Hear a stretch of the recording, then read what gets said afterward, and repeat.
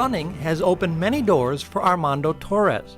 After a tremendous prep career at Green Bay East High School that included all conference honors, Armando earned a scholarship to run cross country at UW Parkside.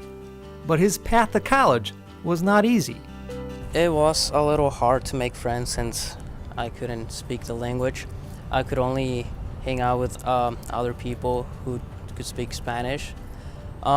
And basically all I would do was just go to school, come back home. I didn't even think about doing any after-school activities or anything like that. Armando came to the United States from Mexico at age 9, and like many Latino youth, he did not take part in school activities because of the cultural, language, and economical barriers he and his family faced. During my middle school years, I always wanted to join an extra school activity. I thought about doing soccer or track. It wouldn't matter to me, but the problem was that I couldn't. There was no one. I asked my parents, and they said that I couldn't do it because there was no one who could pick me up after school, take me to games or meets, and we didn't have money for equipment, so I decided not to do anything.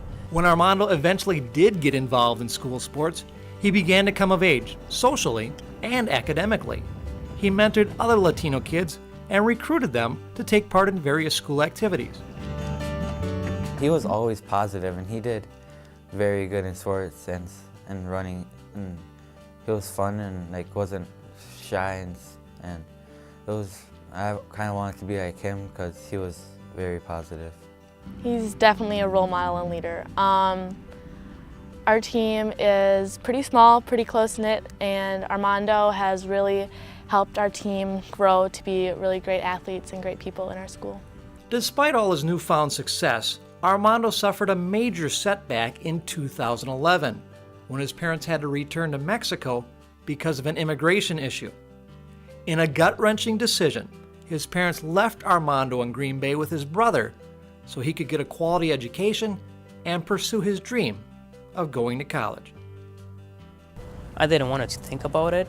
I knew they were gone, but I just didn't want to think about it. What was really hard was moving all of the stuff from my parents' house, my clothes and everything, moving them to my brother's house, back and forth, and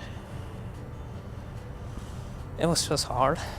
Armando's next challenge was to actually get into college. He had no driver's license, legal identification, or work permit. He needed help, and that's where Casa Alba came in. The organization guided him through all the paperwork associated with DACA, the Deferred Action for Childhood Arrivals program. It's like a segment, a part of the DREAM Act, which basically gives students and people between the ages of 15 and 30 who are still in school or who plan on going back to school. It helps them.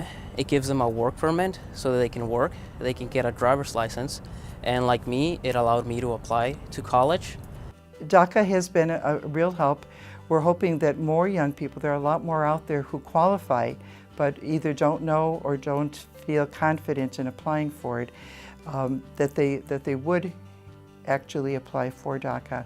Never one to forget his past experiences, Armando was happy to join with others to form the Green Bay Youth Training Club, a group that helps develop future elite runners, but more importantly, a group that builds confidence and bridges the gap between young Latinos and their classmates.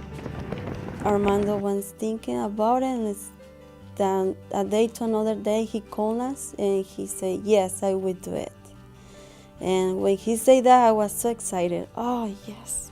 One of the things that is so exciting about Armando is that he always wants to give back.